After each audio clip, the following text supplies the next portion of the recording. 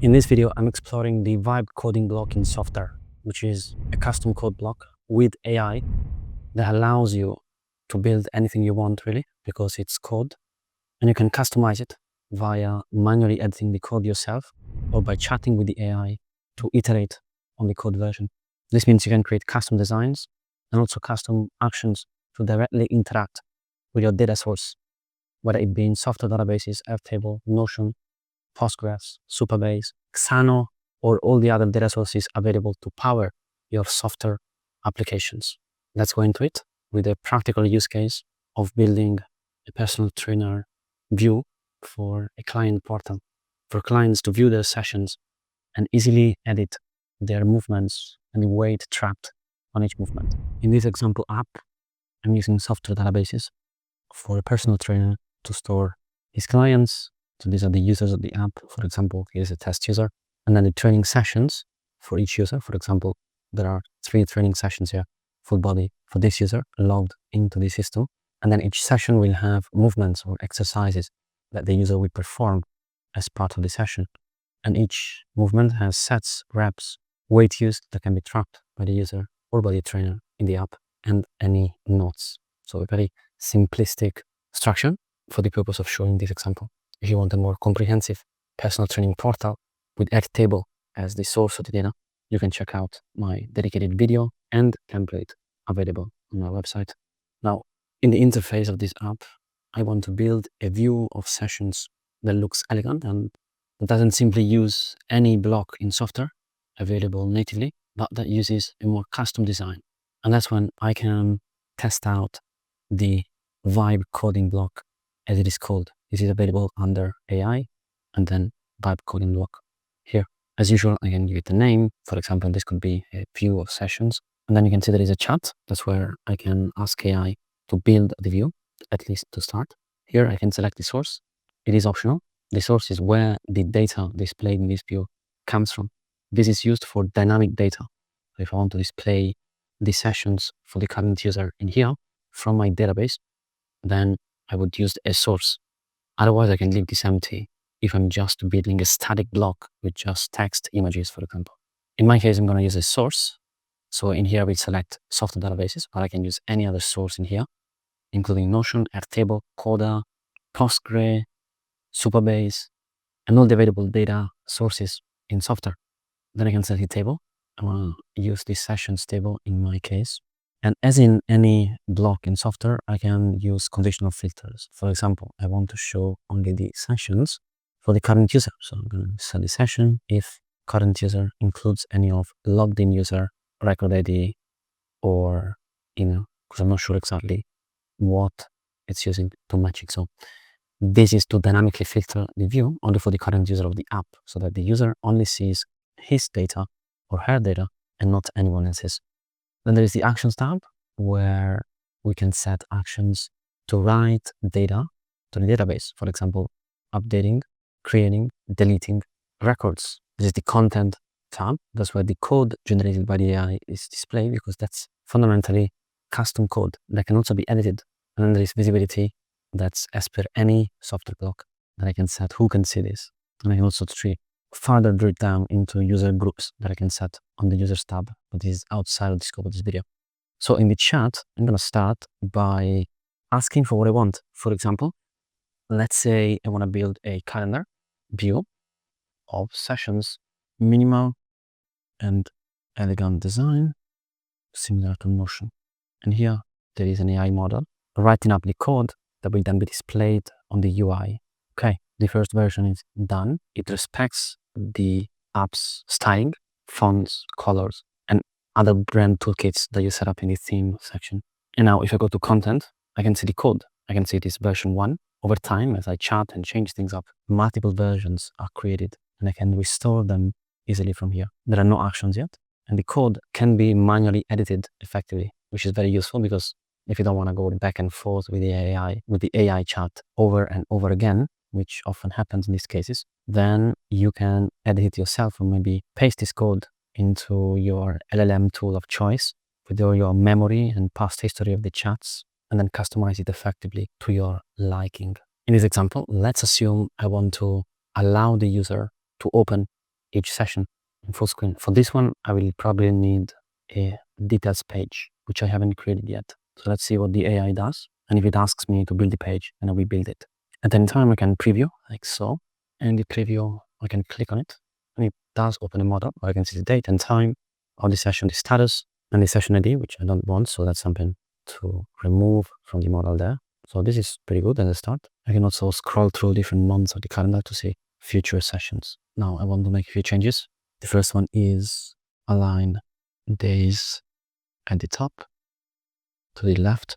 Then I want to color code sessions by their status. Green if done, default color not done. Number 3, only show session name, date, and status on the model.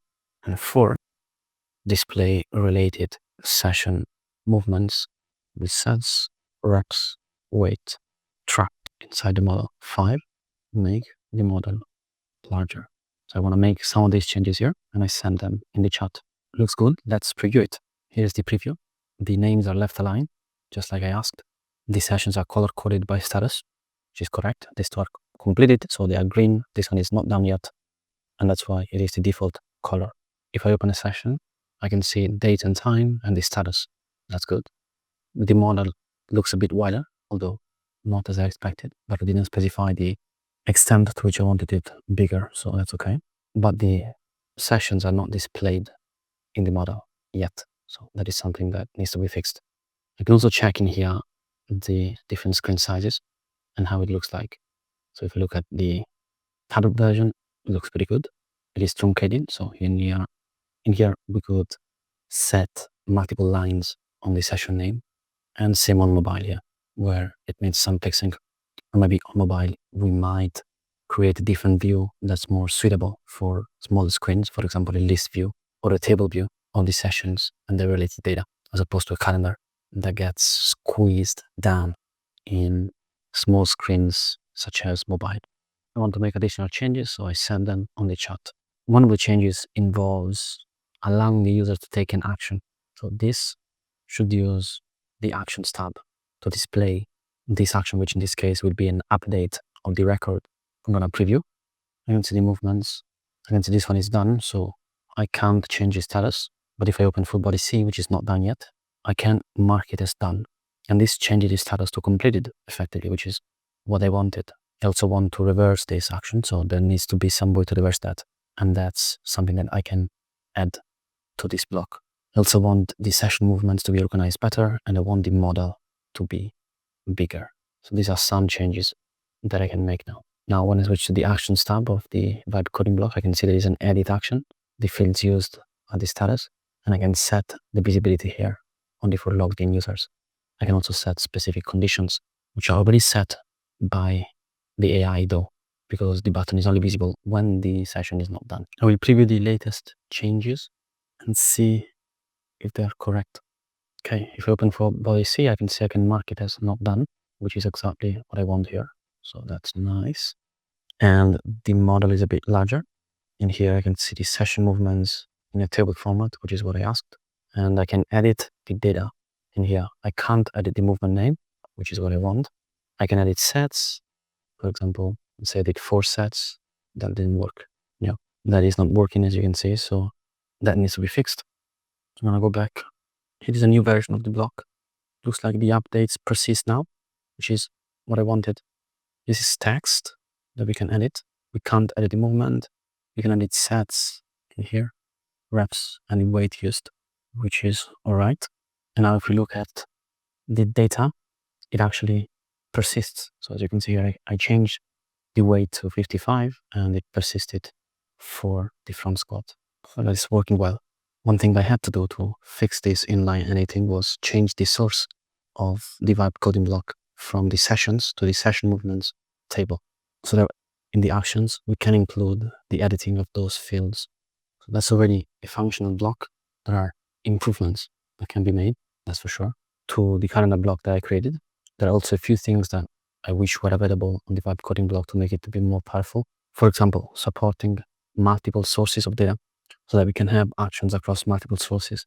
In this example, I want to both update the session status, but also the movements related to that session in line or in any other way. So having two sources would allow that, and possibly just having one source of the relation could make that feasible.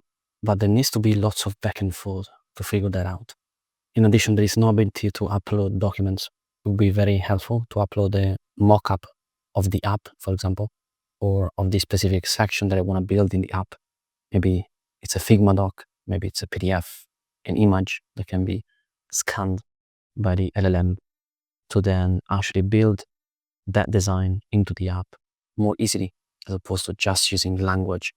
The ability to edit the code directly is very powerful and very welcome if you know how to code or if you want to use a separate LLM to do this. The only possible downside right now of this is that there is very little, if any, public documentation on the actions available in the Vibe coding block and their ideas of how to use them properly in the code. So using an external LLM or coding it yourself might be a bit more challenging in that regard. Although this is likely a short-term challenge that's going to be removed in the coming weeks and months as new documentation comes out explaining how to use the Vibe coding block and how the CRUD actions, the actions to update, delete, or create data work in this block. Thanks for watching. If you want to build your custom app with Softr or similar tools, please reach out to me. I'm an official Softr partner and also partner with many other tools, building automations and internal apps and tools for modern businesses. You can find relevant links in the description of this video. For now, thanks for watching and see you in the next one.